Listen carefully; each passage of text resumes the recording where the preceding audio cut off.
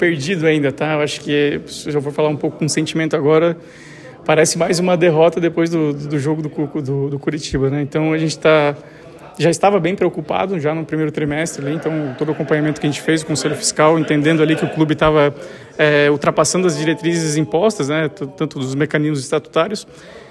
E agora, com tudo que foi passado pela diretoria executiva, que foi assumido aqui, né, as questões de ingerência, como o Minotto pontuou bem na reunião, assim, a gente tem uma preocupação muito grande, porque não é só o resultado em campo, mas é também o resultado como instituição, o resultado financeiro e também planejamento econômico do clube, tanto para esse ano como futuro. A gente sabe que as duas coisas, elas caminham junto, tanto no futebol quanto essa parte, né? A gente não quer ver o Criciúma mal no futebol, mas também não quer ver uma instituição que começa a passar aí dificuldades como outros clubes. Então, o Conselho vai ter que pensar bem, né, por mais que tenha uma eleição aqui, o que fazer, como acompanhar e principalmente achar saídas para o Criciúma, porque essas saídas têm que ser não só no futebol, mas também financeiramente. Pois é, justamente sobre isso, né? O Criciúma prevê um orçamento de 38 milhões, deve gastar 71, e como é que o Conselho Fiscal vê isso? Ou pretende agir em cima disso nessa temporada ainda, né?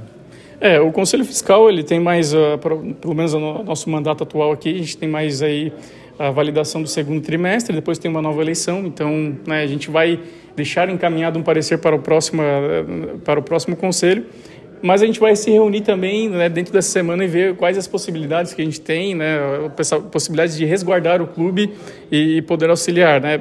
A parte dos gastos, eu acho que ela já justifica uma ingerência, né? Principalmente quando a gente olha que é praticamente o dobro do previsto, né? Então a gente dobrou aí os gastos, não teve acompanhamento e simplesmente a gente tem praticamente 3 trimestres pela frente, temos mais uma janela de contratações e eu acho que isso prejudica ainda mais o clube, né? De quem seria esse acompanhamento?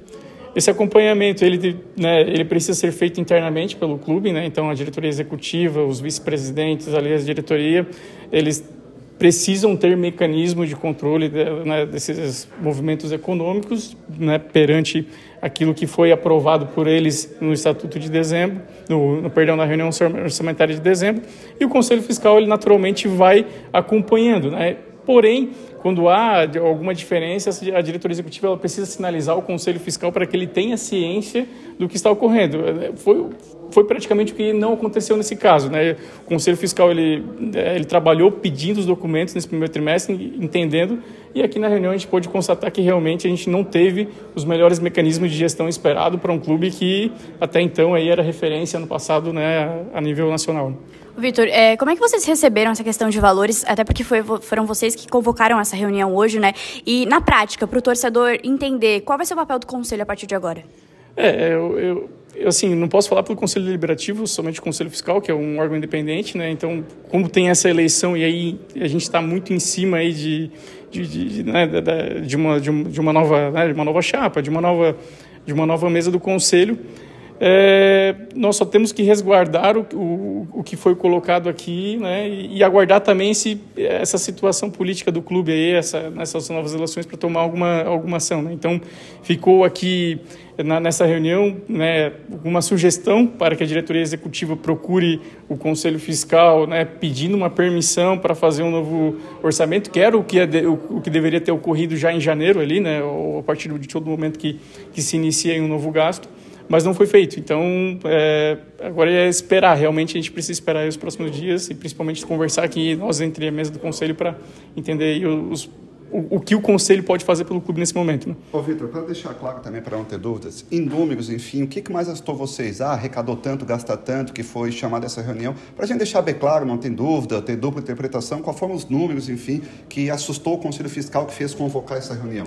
Olha, primeiramente, eu acho que a montagem do elenco, quando a gente fala de luvas, como está escrito no parecer lá do primeiro trimestre, né, a parte de luvas, transferências, comissões, né, agentes ali que conduzem essas negociações no mundo do futebol, isso por si só já chamou muita atenção. Como eu menciono no próprio parecer, esses valores já eram muito diferentes dos anos anteriores, inclusive de um ano de Série A, né? Então, aqui foi justificado hoje pela diretoria executiva que isso é em virtude aí de uma oscilação do mercado de futebol, mas eu entendo que o futebol não teria tantas mudanças em um ano, né? Ainda mais talvez em questões de meses, que ainda assim a gente teve contratações ali na janela do ano passado que a gente não teve um gasto tão grande quanto a gente teve agora. Então esses já foram as primeiras, os primeiros resquícios assim lá em janeiro, que a gente começou a entender que haveria um desvio, né? E aí a partir disso, né, isso só foi aumentando, principalmente à medida que a gente foi analisando os balancetes e as consolidações dos documentos que são passados, né?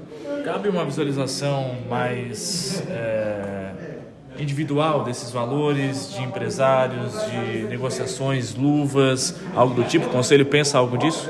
Hoje elas são apresentadas ao Conselho, mas o clube ele tem que se resguardar por algumas diretrizes jurídicas que eu não tenho embasamento aqui para estar relatando. Então, toda essa demonstração e repasse desses dados e a visualização ela é sempre transformada a partir da diretoria executiva. Então, a executiva se entende que possa tornar público, né, ou que não é nenhuma questão jurídica, é ela que vai poder falar melhor ou disponibilizar esses dados para o sócio no geral. Talvez seja essa pergunta aí, né, de forma pública, né, para os interessados no Criciúma Esporte Clube.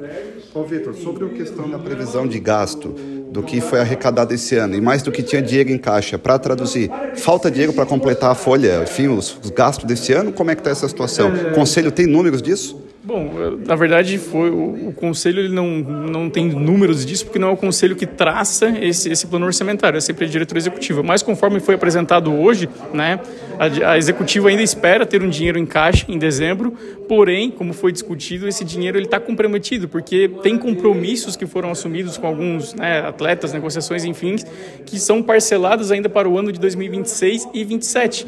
Ou seja, isso já está comprometendo esse próprio dinheiro que, teoricamente, né, sobraria em dezembro, ou seja, beleza, sobra dinheiro, sobra, mas nós temos obrigações que já estão comprometidas e principalmente aí uma situação que o clube pode ter um calendário muito diferente do que é esse ano, ou seja, esse calendário pode impactar totalmente na obtenção de receitas.